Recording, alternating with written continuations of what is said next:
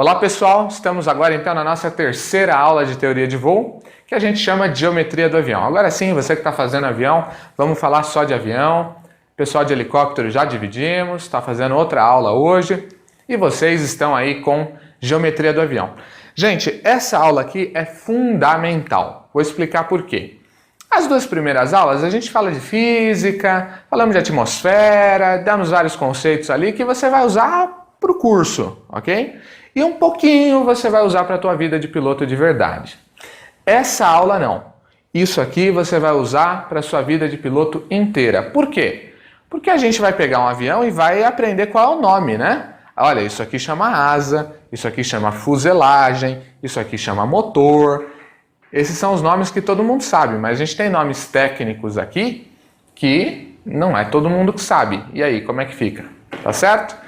Então, nós vamos passar esses nomes para vocês. E isso você vai usar para o resto da sua vida como piloto. Porque você vai estar sempre se referindo a partes do avião com seus amigos, com seus colegas. Então, foco nessa aula, beleza, gente?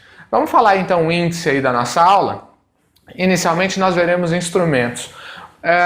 Eu puxei instrumentos para cá. Por quê? Isso pode cair em teoria de voo. E aí o que eu fiz? Eu peguei dois instrumentos, que é o altímetro e o velocímetro, e já estou introduzindo aqui. Lá em conhecimentos técnicos, nós teremos uma aula inteira dedicada a instrumentos, né? E aí sim, nós vamos ter profundamente todos os instrumentos do avião. São uma porrada, nós estamos falando de dezenas de instrumentos que a gente vai estudar profundamente, tá? Aqui nós vamos estudar dois, velocímetro e altímetro. Por quê? Velocidade e altitude para a teoria de voo é o que importa para a gente. Em teoria de voo não importa instrumento de motor, pressão do óleo do motor, a temperatura do motor, temperatura da cabeça do cilindro. Isso aí não tem importância para o estudo de teoria de voo. É importante para o voo, nós vamos aprender lá em CT. Mas aqui para a teoria de voo, velocidade e altitude, então vamos estudar velocímetro e altímetro, beleza? Aí nós vamos falar aqui de partes do avião. Geometria, vamos aprender um pouquinho da geometria do avião, que são aqueles nomes que eu falei. Decoreba, ok? Vocês têm que decorar, não tem jeito. Elementos de uma asa, então a gente vai dar uma verificadinha na asa, né? Uma asa tem muito mais elementos do que a gente pode imaginar, né? O leigo não imagina que uma asa tem muitos elementos importantes. Depois a gente vai ver aerofólio. Vou explicar o que é aerofólio, evidentemente, e algumas coisas importantes em relação a eles. Vamos ver alguns ângulos do avião, vamos começar a ser introduzido em ângulos e finalmente, como sempre, resumo e questões.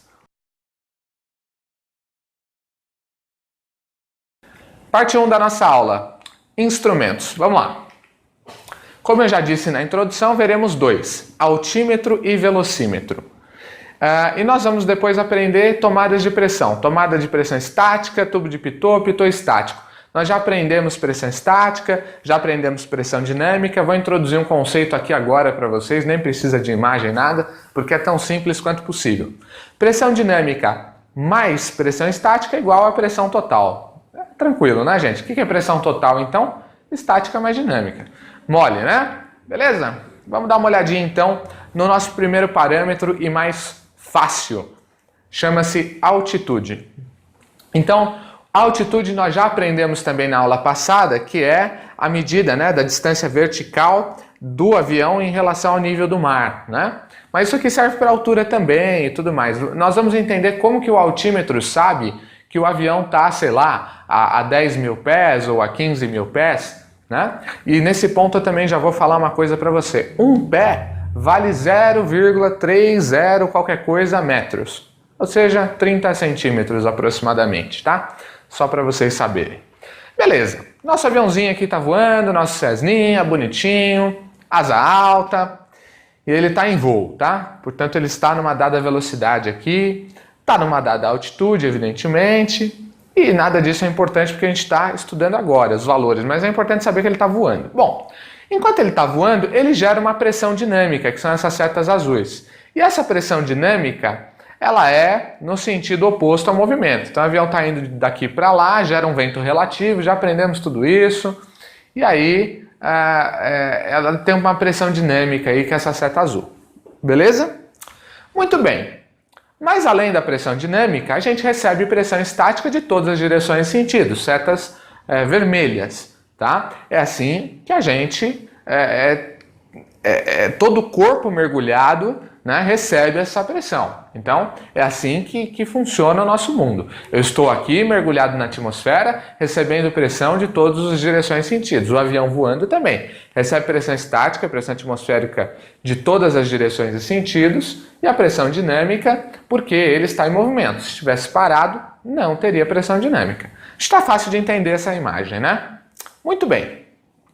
Nós aprendemos que a pressão atmosférica, que é a pressão estática, ela varia de acordo com a altitude. Então, à medida que a gente sobe, eu tenho menos pressão estática.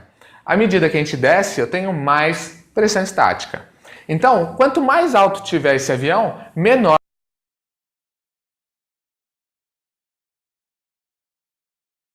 minha mão chapada e fizer assim, ó, eu vou ter uma dada resistência ao avanço. Ao contrário, se eu fizer assim, eu vou ter uma menor resistência ao avanço.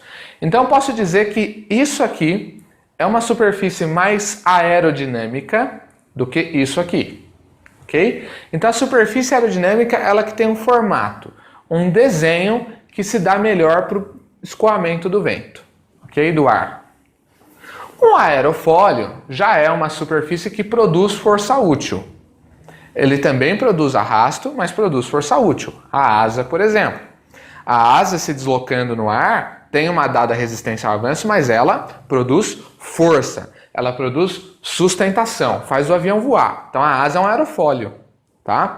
Não é uma superfície aerodinâmica.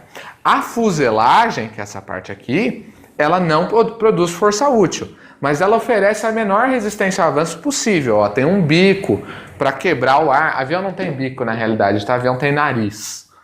Mas enfim, tem esse nariz aqui, ó, para quebrar o ar, né? Para quebrar aqui, quebra e aí facilita a penetração, né, na atmosfera. Então, isso é o que a gente chama de superfície aerodinâmica, fuselagem aerodinâmica. A asa é um aerofólio, porque produz força útil. Então, superfície aerodinâmica, aquela superfície que produz a menor resistência ao avanço, ou menor arrasto. O que é uma superfície, um aerofólio? Aquela superfície que produz força útil. Beleza?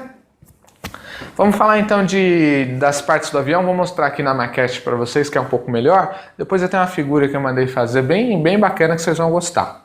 Trem de pouso. Trem de pouso é aquelas rodas que ficam aqui embaixo. Esse avião está com o trem de pouso recolhido, né? Mas você tem, no geral, duas rodas aqui logo debaixo da asa, que é o que a gente chama de trem de pouso principal. E a gente tem uma rodinha aqui no nariz, que é o que a gente chama de trem de pouso auxiliar. Essa rodinha pode estar aqui atrás também. Aí a gente vai chamar de bequilha, né? Então aqui, trem de pouso principal, aquelas rodas embaixo da asa. E aqui, aquela rodinha aqui embaixo do nariz, trem de pouso auxiliar. Fuselagem. Fuselagem é onde está toda a carga do avião, né? Passageiros, a carga em si, sei lá. Tudo que você vai levar é aqui. Aqui está a fuselagem, o charutão aqui, ok? A asa, então a gente tem uma asa só, ok? Num avião, que é essa aqui. É lógico que a gente pode ter um biplano, que é uma outra asa, mas isso aqui não é asa esquerda e nem asa direita, isso aqui é uma asa só. Se você quiser falar em asa esquerda e em asa direita, você tem que falar semi-asa. Então tem uma semi-asa direita e uma semi-asa esquerda. Mas as semi-asas compõem uma única asa, ok? Posso ter um biplano com uma outra asa aqui em cima? Posso. Aí vai ter suas próprias semi-asas, ok? Então a asa, essa parte aqui. Flap, eu posso ter na asa um dispositivo hipersustentador que aumenta a área da asa, que a gente chama de flap, ok? Aumentando a área da asa, mas não vamos nos preocupar muito com isso, é só para você conceituar, é aqui na parte de trás da asa ele aumenta, chamamos isso de flap, ok? Nós temos um aileron aqui na ponta, eu vou colocar aqui para que isso seja bem focado para vocês, aqui na ponta a gente tem um aileron, né? E aí isso aqui sobe e desce, aqui também sobe e desce, tá? Então Isso aqui é o que a gente chama de aileron. Isso são comandos de voo. Eu nem vou me preocupar muito com isso, porque nós vamos aprender comandos de voo certinho numa aula específica, tá bom? Mas só para focar aqui também, esses desenhos aqui são desenhos de flap. Isso aqui sai para fora aqui e aumenta a área da asa, tá bom? Então, aileron. Já falei, flap já falei, deriva. Deriva é isso aqui, ó, esse estabilizador aqui, isso aqui é a deriva do avião. Também podemos chamar isso aqui de estabilizador vertical. Acho que não está aqui, né? Mas a deriva também pode ser chamada de estabilizador vertical, porque está na vertical. É isso aqui é a deriva, ok? Na deriva a gente tem um leme, que faz aqui assim e assim. Né? Uma superfície de comando também. Nós vamos ver direitinho na aula de comandos de voo. Temos o estabilizador horizontal. É isso aqui. Né? Esse aqui é estabilizador horizontal. Ó. Estabilizador horizontal. Esse aqui. No estabilizador horizontal a gente tem o profundor, de novo. Esse desenho aqui é o desenho do profundor. Isso aqui sobe ou desce. É um comando de voo.